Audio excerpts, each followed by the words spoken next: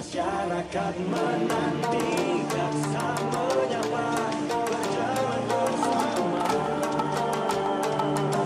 Jaksa menyapa, didengar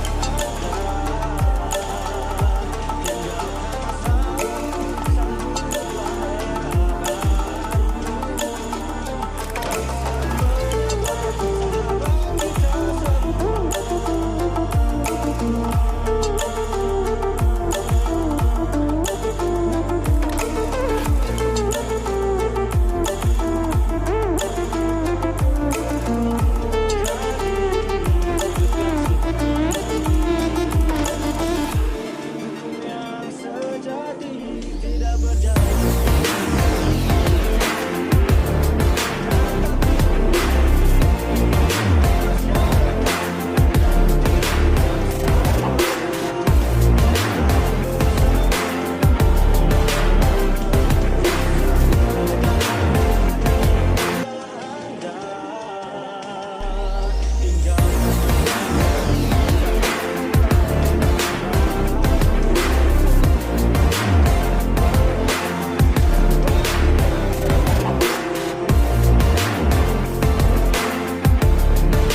Selamat siang, kita jumpa dalam program Jaksa Menyapa di siang hari ini. Nah, pendengar, kalau kita berbicara mengenai layanan pengaduan, sebenarnya ada begitu banyak sarana begitu ya, layanan pengaduan. Tapi kadang-kadang kita jadi malas, kita jadi takut ketika kita mencoba untuk mengadu, ini konsekuensi-konsekuensi apa saja yang harus kita tanggung, dan apakah pengaduan kita ini akan ditindaklanjuti. Nah, dalam program Jaksa Menyapa di siang hari ini kita akan coba mengenal karena sosialisasi sistem pengelolaan pengaduan pelayanan publik nasional ini juga dipunyai oleh pihak kejaksaan. Sudah tersambung via Zoom di siang hari ini dengan Bapak Sarwo Edi SH. Beliau ini adalah Kasih Penerangan Hukum Kejaksaan Tinggi Daerah Istimewa Yogyakarta. Selamat siang Pak Sarwo Edi. Selamat siang Ibu Erna.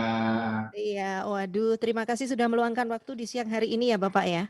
Ya, sama-sama Ibu, kita meluangkan waktu. Saya terima kasih juga pada RRI yang telah memberikan kesempatan kepada kami. Iya, nah ini saya enaknya manggilnya Pak Sarwo atau Pak Edi nih Pak? Bisa dua-duanya atau salah satu. Oke, baik, siap Pak Edi. Ini kalau bicara mengenai layanan pengaduan, sebenarnya kan dengan semakin canggihnya teknologi, ini pengaduan juga bisa dilakukan secara online begitu ya Bapak ya. Dan di kejaksaan juga mencoba untuk menjembatani ini. Tapi kadang kan yang muncul di benak kita apakah pengaduan kita nanti ini akan terus katakanlah diteruskan kemudian juga ditindaklanjuti atau tidak. Kadang-kadang menjadi satu ketakutan tersendiri nih Pak untuk kita untuk mengadu. Iya. Oke, tapi mungkin di awal kita pun juga ingin tahu karena kita mencoba berbincang mengenai sistem pengelolaan pengaduan pelayanan publik nasional atau SP4N. Apakah di layanan ini juga akan ditindaklanjuti atau seperti apa? Kita ingin tahu dulu yang dimaksud dengan SP4N lapor itu apa sih, Pak Edi? Oke, terima kasih Mbak Erna. Jadi kalau kita lihat sosiologisnya itu dulu kan kalau birokrasi itu birokrasi yang lelet, lambat, tertutup, tidak mau anti kritik dan sebagainya. Kemudian setelah reformasi itu birokrasi berusaha untuk memperbaiki. Kemudian pemerintah melalui peraturan Presiden nomor 81 tahun 2010 itu mengeluarkan tentang Grand Design Reformasi Birokrasi untuk tahun 2010 sampai 2025. Di antaranya itu adalah pelayanan publik.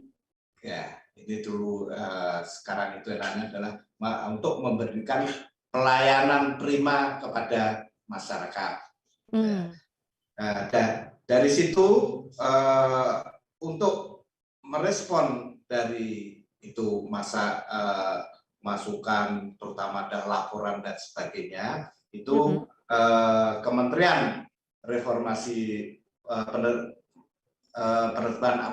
Aparatur Negara dan Reformasi Birokrasi itu sekitar tahun 2018 mengeluarkan sistem, karena itu berkaitan dengan pengajuan teknologi, bagaimana orang itu supaya tidak ribet dalam melakukan pelaporan dan tidak ribet juga dari kami ingin kalau menjawab pelaporan, apalagi kemarin situasi pandemi tidak mudah, orang ada pembatasan kita pergerakan, sehingga ini dari Menpan RB ya mengeluarkan aplikasi layanan aspirasi dan pengaduan online rakyat. Jadi layanan ini merupakan apa ya, semua aspirasi pengaduan masyarakat itu akan mudah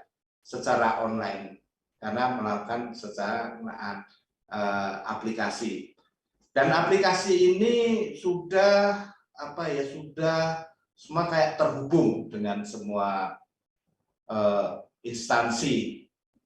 Itu ada pemimpin dari pusat, sehingga tidak mungkin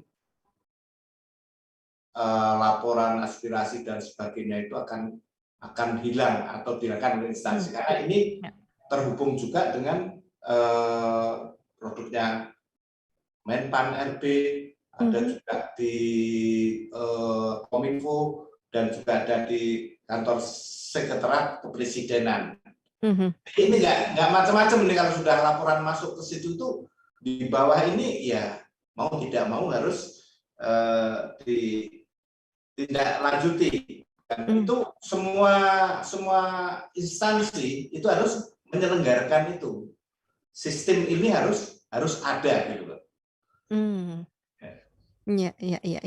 Oke, sepertinya memang simpel ya Pak Edi ya, tapi kan tidak semua dari kita itu paham dong dengan teknologi kecanggihannya, termasuk juga dengan aplikasi ini. Apakah aplikasi ini juga sesimpel itu atau seperti apa Bapak?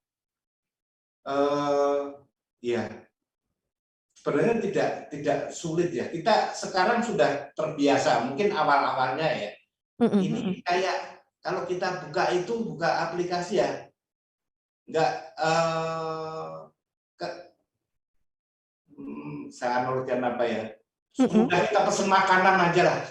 Kita aplikasi. Apalagi kalau yang suka belanja online itu nggak sulit untuk kita buka aplikasinya, apa-apa semua itu nggak sulit kalau kita ya memang. Tapi sekarang nggak ada orang yang istilahnya gaptek ya, karena ini sudah nggak bisa dihindari lagi. Semua orang harus minimal pakai Android, sehingga akan mudah, semuanya itu akan mudah dengan Android. Kita di rumah bisa, mau dimanapun, di kantor bisa, kita bisa berhubungan ke mana-mana, kita bisa ke instansi lain, kita bisa berkunjung kemana saja.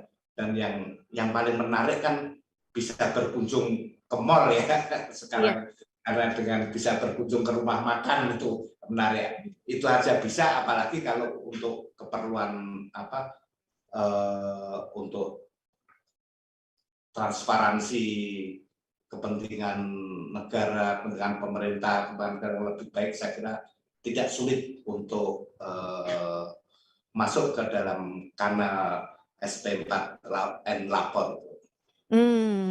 Iya, iya. Bapak, ini kan yang namanya mengadu begitu ya, melaporkan itu kan terkadang ada prosesnya ya. Cara melaporkan yang baik kemudian bisa dikatakan benar itu seperti apa ini Bapak melalui SP4N lapor ini? Iya, untuk masuk ke situ, pertama kalau kita sudah buka aplikasi itu ya, atau gampang itu juga aplikasi SPAN lapor itu dibuka di Android, pakai iOS juga bisa, yang gampang pakai Android aja itu lebih gampang. Kita masuk ke situ, kemudian di situ kan sudah ada kolom-kolomnya kita isi. Kronologisnya apa sih yang mau dilaporkan secara jelas, istilahnya pakai apa 5W1H atau siapi program gitu kan, seperti itu kronologisnya adalah seperti itu kronologisnya.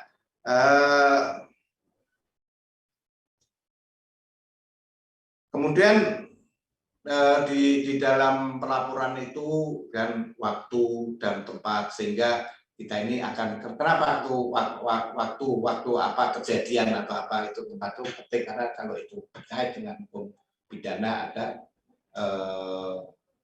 ini di wilayah hukum mana, siapa yang harus menangani itu, sehingga misalkan ini dari sini melaporkan tapi kejadiannya di wilayah Jawa Tengah atau di mana, bisa ini, maka itu akan secara otomatis nanti akan kemudian instansi yang menangani misalkan di Jawa Tengah atau di provinsi lain dengan seperti itu.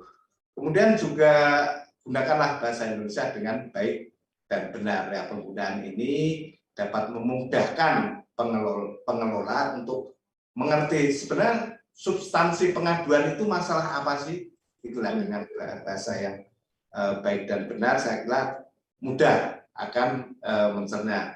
Dan kalau memang ada, itu lampirkan bukti pendukung terkait dengan tindak pidana korupsi atau apa bukti-bukti dukung, penerimaan dan sebagainya, itu bisa ya gampanglah dilampirkan seperti biasa kita foto, atau nggak usah kita harus sampai, kalau bisa di scan foto kirim di lampiran-lampiran. Saya kira nggak sulit, sangat mudah bagi kita sekarang.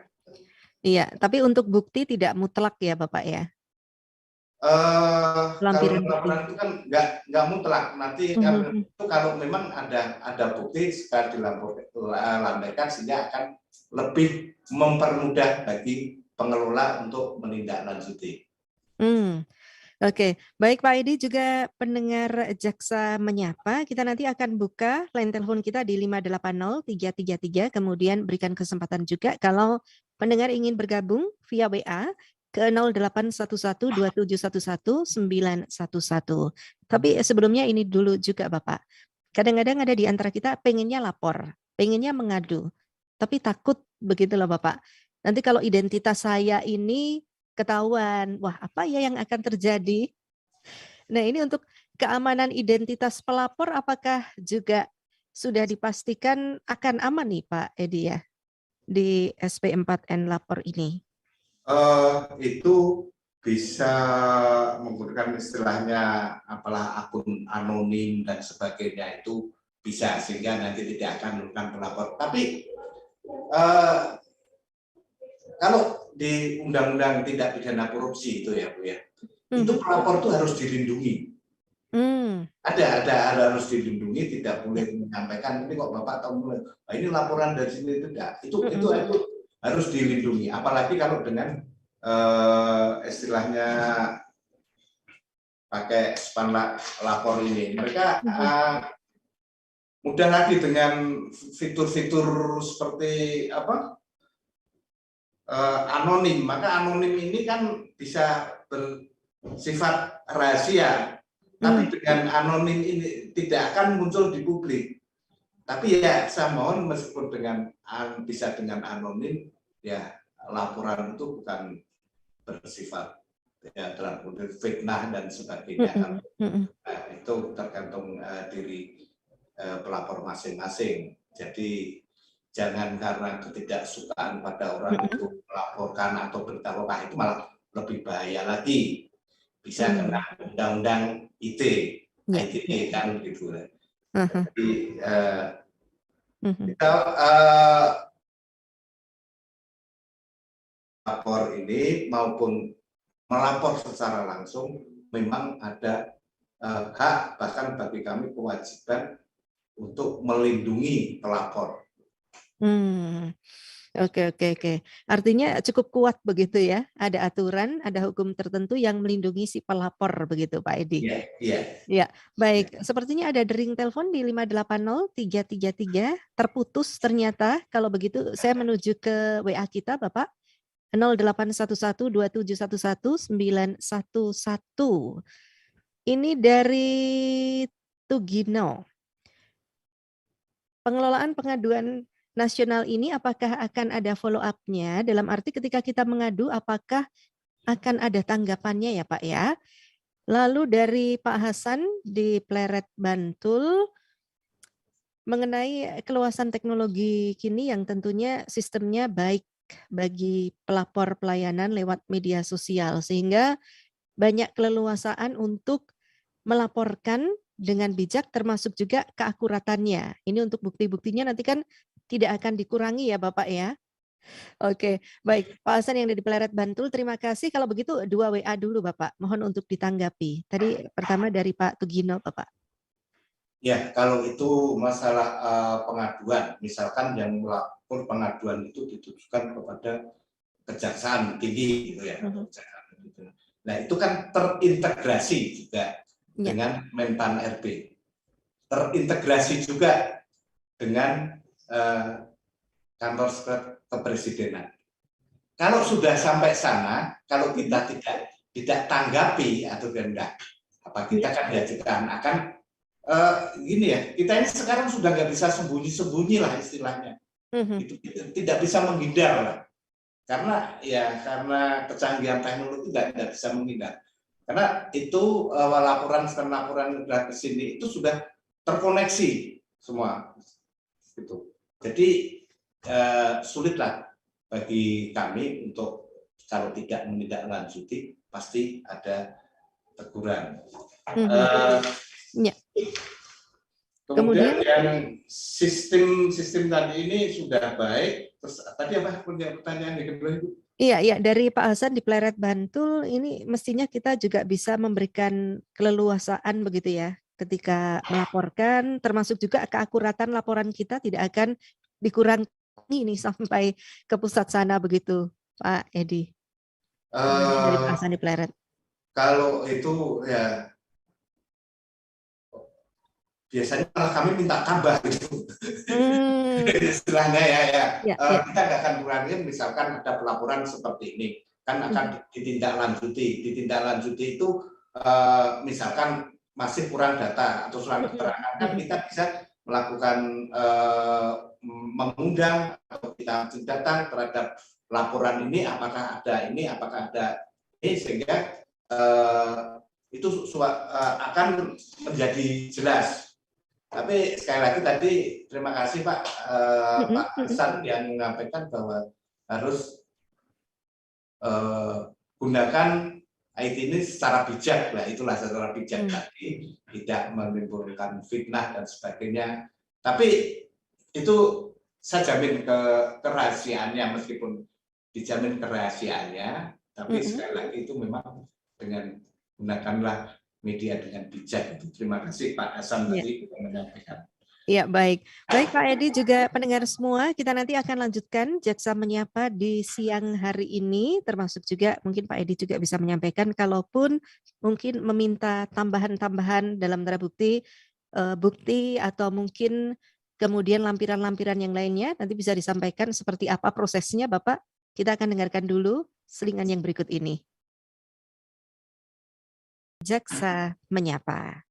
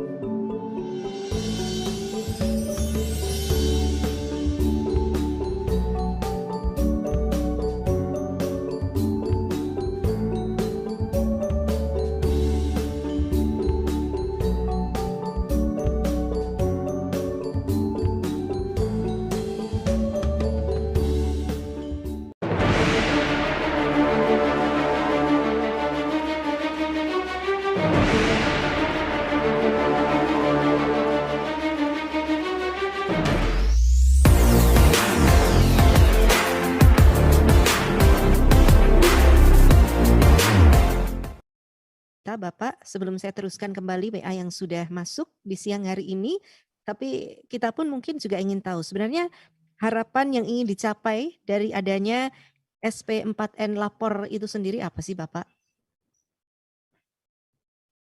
Ya, untuk menuju kesuksesan ya buat negara ini tidak hanya bisa dibebankan kepada aparatur negara saja. Itu harus ada partisipasi dari masyarakat, seluruh masyarakat, rekan ASN semua harus bergotong royong untuk menciptakan suatu instansi yang bersih dan berwibawa. Sehingga perlulah ada pengawasan untuk perbaikan kualitas pelayanan kepada masyarakat. Dan dari peran serta masyarakat ini kami sangat mengharapkan ini sebagai pendorong perubahan, perubahan untuk menjadi yang lebih baik ya. Dan jangan sampai itu pokoknya kalau jadi PNS itu datang pagi absen, itu sudah kerja nggak kerja tetap dibayar, gitu ya. Bayar. Ya. Itulah peran serta masyarakat bisa untuk mengawasi aparatur negara, mengawasi ASN dalam bekerja. Nah, ini cara mengawasinya ini kan dipermudah dengan adanya secara layanan secara elektronik. Meskipun istilahnya layanan semua orang datang ke kantor, tetap kami terima dengan baik. Kita tetap layani, dan tidak ribet juga kalau di kantor itu. Sekarang semua kantor pemerintahan sudah ada PTSP, di situ akan tetap kita layani. Dan itu ya itulah syarat masyarakat itu. Kalau memang ada hal-hal yang tidak ada potensi penyimpangan atau laporkan saja, jangan hanya diam, tapi laporkan sesuai dengan kanal salurannya ada tempat. Jadi tidak kalau langsung di block up ke media atau apa itu kan kita nggak tahu apakah laporan itu benar. Setelah itu juga akan istilahnya membahayakan dirinya sendiri. Nanti beritahu hak, saling tuntut dan sebagainya. Makanya tadi seperti Pak Hasan itu gunakan medsos secara bijak. Nah, di antara secara bijak itu ada permasalahan dilaporkan sesuai dengan jalurnya. Ada tidak diumbar dulu ke media, ya, sehingga tidak menimbulkan kegaduhan dan sebagainya. Iya, iya. Tadi kan juga menambahkan dan melaporkan sesuai dengan jalurnya. Kadang-kadang tadi Bapak menyampaikan juga, kalaupun ada bukti yang kurang atau lampiran-lampiran yang kurang, ini nanti cara penyampaiannya bagaimana, Pak Edi? Begini ya, kalau kita itu ada laporan di Kejaksaan Tinggi ini kan ada fungsinya. Di tempat saya juga ada Dumas Pengaduan Masyarakat, kemudian juga itu ada unitnya Pengelola Pengaduan Publik. Gitu ya.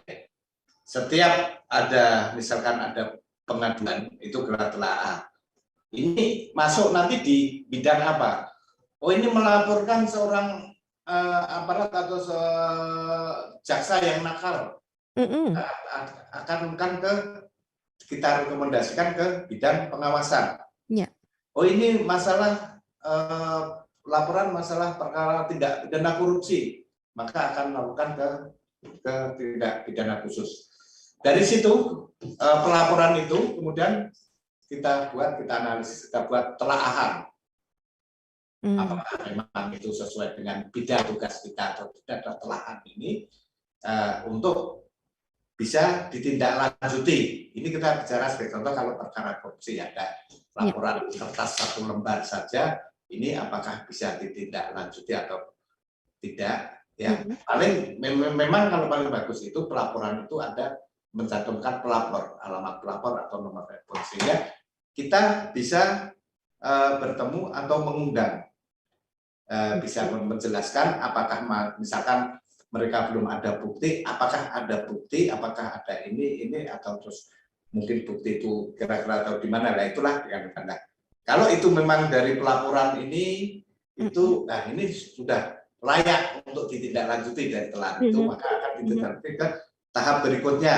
Misalkan itu laporan terkait dengan korupsi, kita lakukan penyelidikan. Nah, di dalam penyelidikan ini kan untuk menemukan apakah di dalam peristiwa ini ada tindak pidana atau tidak. Kemudian kalau ada tindak pidana, kita tingkatkan ke tahap penyidikan, supaya itu lebih terang, supaya ada pelaku, ada pertanggungjawabannya, begitu. Dan itu kalau sudah masuk di penyidikan ini, ya kita yang harus proaktif. Harus proaktif termasuk tidak hanya meminta data saja, kita harus bisa sudah mau melakukan konfirmasi atau pemeriksaan kepada orang-orang yang dianggap mengetahui peristiwa tersebut. Oke, baik. Baik, kita juga akan tampung kembali aspirasi pendengar yang bergabung di siang hari ini. Tetap kita buka ya line telepon di 580-333 ini via WA. Kembali masuk ke 0811-2711-911 dari Pak Tumin. Pengaduan nasional itu apakah hanya untuk ASN saja atau untuk masyarakat umum ya? Dan aduan ini sebenarnya berkaitan dengan apa? Pengaduannya kemana? Apakah seperti ombudsman? Mohon untuk dijelaskan. Kemudian ada Pak Tugiman, ketika aduan yang kita sampaikan berkait dengan permasalahan pribadi yang ujung-ujungnya Bapak bisa membawa ke ranah hukum. Apakah diperbolehkan? Mohon untuk ditanggapi. Dua dulu Bapak, Pak Tumin dan Pak Tugiman. Wah ini namanya hampir sama ya Bapak ya. Oke, monggo silakan Pak Edi. Iya, kalau itu sesuai dengan bidangnya itu aduan itu ya siapa yang diadukan, kan tadi sudah sedikit saya jelaskan. Oh ini mengadukan seorang aparat tadi, seorang tugas ini jaksa nakal, jangan ini pengawasan untuk mengadukan atau mengadukan suatu tindak pidana.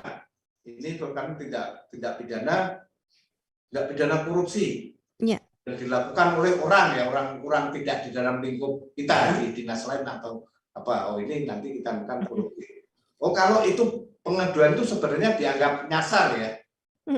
Perkara pencurian atau perkara narkoba kan tidak di kejaksaan, itu di kepolisian atau di narkoba. Maka itu pun pengaduan itu tidak akan kesasar gitu loh. Nanti akan kita teruskan ke instansi yang berhak menangani atau dan itu karena itu di pusat ya, di pusat sana kan juga sudah. Oh ini jelas masuk wilayah di kejaksaan. Oh ini jelas masuk di wilayah kepolisian. Oh ini jelas masalah misalkan pelayanan apa persoalan KTP atau apa. Oh ini jelas masuk ke kelurahan. Jadi ini yang bisa diadukan adalah semua permasalahan kecuali permasalahan pribadi lah, permasalahan pribadi yang tidak kaitannya dengan hukum atau tidak kaitannya dengan kinerja suatu pemerintahan. Ya, seperti masalah pribadi seperti disampaikan Pak Tugiman tadi ya. Ya. Oke, baik. Jadi memang kita harus pintar-pintar juga ya memilah ya Bapak ya. Mana yang ranahnya kejaksaan, mana yang ranahnya kepolisian begitu untuk kasus-kasus yang kita laporkan atau seperti apa Pak Edi? Nanti kita yang memilah. Nanti kita tidak masalah. Nanti kita atau dari pihak Span lapor sendiri akan yang akan melakukan pemilahan. Tapi kita juga berikan keputusan. Ini sebagai contoh ada suatu instansi di situ tuh kok masuk ke situ adalah di depan halamannya ada parkir yang ditarik oleh seseorang gitu. Wah, ini masalah parkir ya, masalah parkir dianukan ada ke ini dinas perhubungan misalkan, kan tahunya kan seperti itu ya, gitu ya. Tapi kalau di depan itu, oh itu apakah parkir liar, maka apakah itu kebijakan dari instansi itu, sehingga dari misalkan perhubungan juga membuat tebusan dari tebusan akan kita jawab bahwa itu di luar kewenangan. Jadi sekali lagi laporan-laporan tidak akan nyasar gitu loh. Nanti akan ketemu muaranya itu di mana yang akan membaca, sehingga tidak akan hilang, tidak akan menyasar gitu. Oke. Nah ini pengaduannya untuk perorangan saja yang kita laporkan atau mungkin untuk instansi tertentu juga boleh atau seperti apa sih Bapak sebenarnya? Iya, boleh saja. Kita mengajukan perorangan juga bisa, mengajukan suatu instansi juga bisa lah. Nanti tergantung penanganannya. Penanganannya ini kan telaahan tadi, kita telaah. Ini masuk wilayah mana? Ini masuk wilayah yang misalkan melaporkan tuh si A itu hutang sama saya, sekian kok belum dibayar. Nah, itu kan ranah pribadi ya. Kita sampaikan itu bukan wilayah kami, bukan karena wilayah-wilayah pribadi, ya silahkan itu diselesaikan secara pribadi, bisa lewat jalur kekeluargaan, lewat jalur kesepakatan, atau kalau sudah terakhir lewat jalur keperdataan dan di pengadilan gugatan perdata dan sebagainya. Jadi itu ada yang masalah privat, masalah pribadi, dan masalah secara publik. Nah, yang kita tangani adalah yang masalah publik. Publik terutama pelayanan, bagaimana instansi pemerintah itu melayani pelayanan publik, apakah sudah melakukan pelayanan secara prima atau belum. Boleh juga orang, Pak, saya datang ke kantor sana, begitu masuk kami bingung mau parkir, tidak ada yang mengarahkan, kemudian saya mau ketemu ini disuruh nunggu yang lama, misalkan hal-hal seperti itu bisa kita laporkan. Jadi memang sebenarnya lebih harukan dari Span Lapor itu adalah pelayanan publik. Atau kami mengurus ini bertele-tele lama, harus dipenuhi persyaratan ini, padahal yang jelas sudah jelas persyaratannya itu ini kenapa enggak. Hal-hal yang seperti itu sebenarnya yang akan menjadi sasaran dari Span Lapor ini. Jadi kembali lagi untuk meningkatkan kualitas pelayanan publik. Ya. Dan untuk SP4N Lapor ini memang sudah terlaksana ya Bapak? Kalau sudah, sampai saat ini ada berapa banyak aduan yang masuk? Ya, sudah ada sih pelaporan di wilayah Kejaksaan Tinggi ini, nggak banyak. Malah saya lihat itu kemarin, saya lihat data itu baru ada 1 laporan. Mungkin karena kita tidak mensosialisasikan gitu. Ya. Maka dengan ini kita sosialisasikan. Tapi memang masih lebih banyak orang datang itu melapor pakai surat, pakai pos, atau yang tentu datang sendiri secara langsung. Memang ini masih banyak. Kalau laporan itu banyak, kebanyakan melalui surat, gitu loh. Nah, kita hanya kan ini memangkas bagaimana lebih cepat, kan surat itu kan akan lebih lama. Kalau lewat aplikasi itu tinggal klik aja, hitungan 0,4 detik sudah nyampe. Nah, ini yang memang kita belum kita kurang sosialisasi, makanya dalam kesempatan ini kami sosialisasikan kepada masyarakat. Sekarang kalau mau melapor nggak usah ribet-ribet, tidak harus datang, tidak harus menulis di kertas atau tulis aja di HP, maka akan lebih efektif.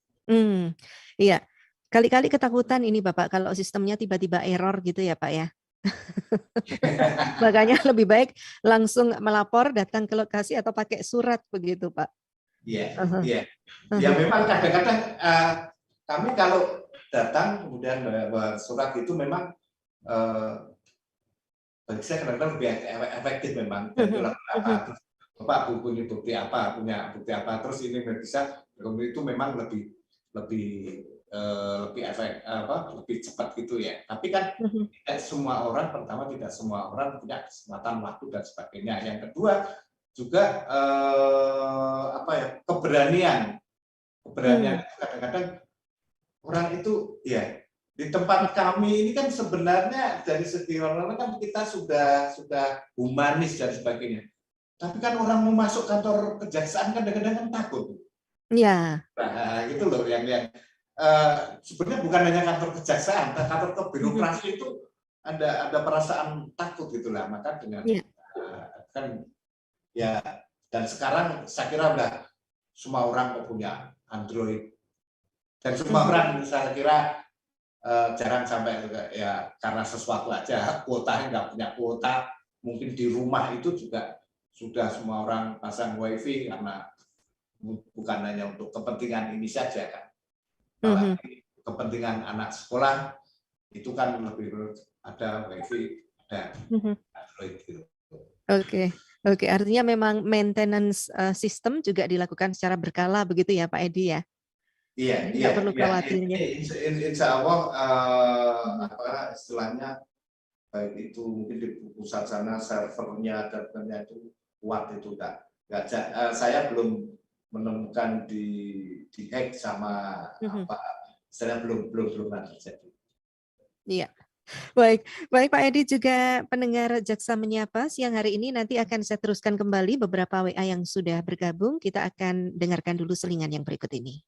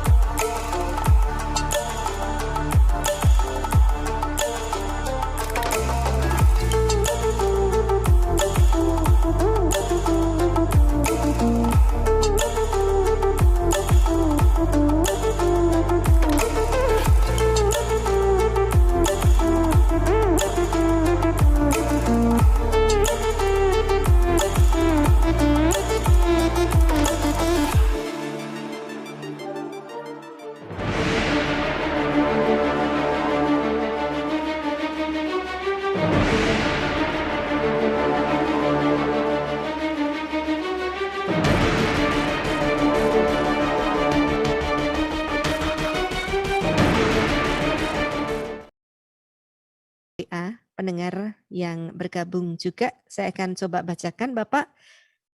Untuk Pak Joko yang ada di seputar Sleman, ini bentuk pelaporannya secara online. Aplikasinya itu sebenarnya seperti apa sih Bapak? Kemudian berapa lama ya waktu menanggapinya? Kemudian ada Mbak Stefa yang ada di Jagalan. Kasus terbanyak sepanjang 2021 apa Pak? Mengingat kasus KDRT cukup tinggi. Tapi tadi Pak Edi menyampaikan baru ada satu ya Pak ya? Pelaporan via online ya? Iya. Oke, baik. Mungkin ditanggapi dua itu dulu Bapak sebelum WA yang lain. Monggo. Ya, tadi sudah saya sampaikan itu nggak sulit itu, ketik aja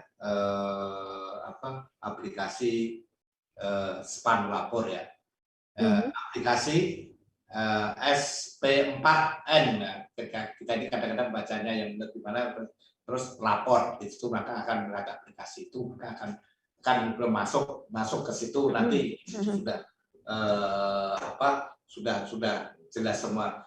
Dan di kami ini kan juga ada SOP ya, SOP-nya yang kaitannya dengan waktu. Ini di kami tiap hari ada yang monitor di situ. Kalau ada itu kemudian misalkan dari sini ada berapa waktu, berapa entah jam, entah menit harus sampai ke sini. Lagi harus sampai ke sini. Ini melakukan telahan berapa itu ada ya, itu ada. Semua instansi yang suka menggunakan pelayanan untuk peningkatan pelayanan publik sekarang sudah ada seperti itu. Ya memang kalau yang akan kan telahan ini apakah memakan waktu lama atau tidak, ini kan kadang-kadang lihat tingkat kesulitannya atau tingkat cara membacanya, sehingga tapi otomatis sudah ada di tempat kami, sudah ada SOP-nya untuk waktu menindaklanjuti ya Bapak ya. Menindaklanjuti ya. Kemudian kalau masalah ya ini sekali lagi tadi kita sampaikan yang memang belum banyak dikenal oleh masyarakat. Tapi kalau laporan ke masyarakat ke kejaksaan itu selalu banyak ada yang ya kemudian masalah keperdataan dan sebagainya. Tapi kemudian masalah yang merasa dia misalkan yang paling banyak itu mereka melapor itu merasa dijolimi. Itu kalau ada tersangka kemudian kita tangkap, kita tahan dan tidak. Tapi bagaimanapun kita bekerja secara profesional dan sekarang ini seluruh pekerjaan terutama dalam masalah penanganan perkara itu tidak hanya kita pertanggungjawabkan kan di pengadilan yang bebas terbuka, semua bisa melihat. Sekarang ini kan kalau kita itu sebagai ASN atau apa itu kan kayak sudah taruhlah kita kayak ikan hidup di dalam akuarium. Apa gerak-gerik kita itu mudah kok dibaca. Sehingga dengan keterbukaan ini ada saran dan masukan lewat begitu kan kita ini apa ya? Ya harus berpikir dulu kalau harus bertindak yang macam meskipun selalu ada saja dimanapun itu ya dikatakanlah oknum dan itu selalu juga ditindaklanjuti oleh pengawasan kan kalau bisa dilakukan orang kena hukum tidak hanya hukuman disiplin kalau itu perbuatan mengarah ke pidana itu tetap harus juga sampai ke pengadilan di pidana tidak hanya hukuman disiplin saja itu Pak. Ya memang era transparansi dan keterbukaan publik ini ya Pak Edi ya. Ya betul. Oke. Iya baik. Ini ada juga yang bergabung dari Pak Dodi yang ada di Condong Catur. Untuk proses pengaduan masyarakat sendiri, wah ini hampir sama dengan Mbak Seva tadi ya, diproses berapa hari setelah aduan diterima. Misal ada yang tidak jelas lewat online, apakah kita diperbolehkan juga atau bisa menindaklanjuti langsung ke kantor Bapak? Satu lagi akan saya teruskan dari Pak Anto yang ada di Minomartani, alamat website tadi juga sudah disampaikan. Sejauh ini sosialisasinya seperti apa? Lalu aplikasi ini memang sudah dibuat lama atau baru-baru ini saja ya Pak ya? Mohon juga untuk sedikit ditanggapi. Dua penanya sudah kembali bergabung, Pak Edi bisa menanggapi?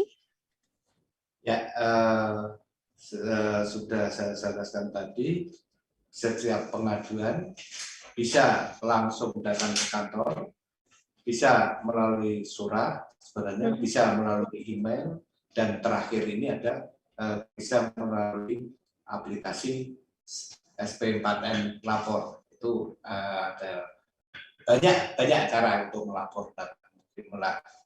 Bahkan sebelumnya itu kami itu juga ada hotline untuk menemukan jika ada pungutan liar apa kekurang puasan atas pelayanan orang datang ke kantor, itu kita bisa ada melalui website maupun telepon. Tapi ini kan hanya secara internal. Ini kalau span lapor ini sampai dengan di pusat seperti tadi, sehingga menurut saya kanal ini lebih kredibel, maksudnya bukan lebih kredibel, lebih bisa menjangkau sejauh dan mana, sehingga termasuk kalau itu istilah salah sasaran dan sebagainya itu harusnya ke instansi ini, itu sudah bisa otomatis ini harus ke instansi ini, cepat responnya akan cepat gitu lah. Jadi juga mungkin karena sebenarnya produk ini kalau nggak salah mulai tahun 2019 kan dari Menpan itu sudah ada wacana seperti itu. Tapi ini kan semua apa ya, kemarin itu agak kurang menarik atau kurang nggak mungkin sarana prasarana ya kita tahu kan, sehingga baru lebih dianukan mulai tahun 2022 ini agak mulai digencarkan. Semua instansi harus ada aplikasi, harus mengakses aplikasi ini. Bahkan nantinya itu akan dinilai oleh Kemenpan terhadap bagaimana sih penggunaan aplikasi ini. Maka ada kategori nantinya dengan adanya aplikasi ini, bagaimana aspek pendorong perubahan sebenarnya, dampaknya bagaimana, terus apakah berkelanjutan, apakah itu koneksitas bisa bagaimana, itu kan nanti akan dinilai, dievaluasi, kan lebih baik. Memang bisa jadi tadi yang disampaikan oleh Bapak yang pertama tadi, bagaimana dengan apakah bisa ya error dan sebagainya. Tapi sementara itu dan kalau ada itu selalu akan dievaluasi apakah ada kelemahan kendala itu patut dievaluasi untuk melakukan perubahan yang lebih baik. Gitu. Ya, ya, ya, ya. Pak Edi, ini kadang-kadang dengan berjalannya waktu, meskipun bukti itu kan tidak mutlak, tapi ternyata ketika dilihat pelaporannya kok butuh bukti, sementara si pelapor itu nggak punya bukti fisik begitu. Apakah ini akan juga apa ya, dalam tanda kutip coba dituntun dari pihak kejaksaan sendiri atau seperti apa, dan melibatkan siapa saja, Bapak? Ya. Ya, kalau kita berbicara tentang pembuktian, kalau suatu perkara ya, misalkan suatu perkara itu tidak hanya bukti-bukti itu saja, tapi nama alat bukti kan keterangan saksi-saksi, keterangan saksi yang bersesuaian, petunjuk, itu. Dan kemudian juga ada bukti-bukti barang bukti itu kan akan lebih cepat. Tapi kalau dari keterangan saksi-saksi sudah mengenai itu ya, kalau itu sudah masuk ya nanti kami yang nyari bukti. Oke. Kan masyarakat umum misalkan ada bukti itu ada di kantor ini, ya nggak bisa lah ngambil datang ke kantor sana. Misalkan ada suatu tindak pidana di suatu instansi ini, gitu ya, yang melaporkan ini. Ya, kalau dia tidak ada di dalam situ, mereka kalau mungkin beliau ini yang melaporkan adalah rekanan, misalkan pernah ada kontak apa itu mungkin ada bukti. Tapi kalau dia itu ada di situ kan tidak ada. Jadi dari keterangan saksi ini nanti kami yang akan mencari buktinya gitu. Oke, baik. Baik, Pak Edi juga pendengar Jaksa Menyapa, ini rupanya waktunya terus berlalu begitu ya. Kita harus segera akhiri perbincangan kita di siang hari ini, tapi karena namanya juga sosialisasi, mungkin di akhir obrolan kita diingatkan kembali Bapak untuk pelaporan SP4N lapor ini harus membuka aplikasi apa, Bapak? Monggo silakan. Ya, bisa membuka, udah ketik aja aplikasi SP4N lapor. Nanti akan dituntun di situ atau bisa langsung ke website di biar mudah ya, www ya kalau kita pakai bahasa Inggris terus wapoz.com atau ke SMS 1708 itu nanti akan dituntun dari situ, masuk dulu di situ. Tapi paling apa ya adalah ketik aja itu aplikasi spam lapor nanti petunjuk itu apa. Oh iya, baik. Baik Pak Edi, terima kasih sudah bersama dengan kita di siang hari ini tentu mengenai SP4N lapor, sehingga memang terus menjadi sarana penunjang juga di era keterbukaan dan transparansi publik seperti ini ya Pak Edi ya. Termasuk juga jangan khawatir karena laporan-laporan yang kita coba adukan ini nanti akan terus ditindaklanjuti. Begitu Bapak? Ya, jangan takut lapor untuk pelayanan publik yang lebih baik. Ya. Terima kasih. Oke. Terima kasih. Iya, baik. Baik, sukses senantiasa dan sehat Bapak. Selamat siang. Selamat siang. Iya, baik. Pendengar itu tadi Pak Sarwo Edi SH, Kasih Penerangan Hukum Kejaksaan Tinggi Daerah Istimewa Yogyakarta. Sekian Jaksa Menyapa di siang hari ini.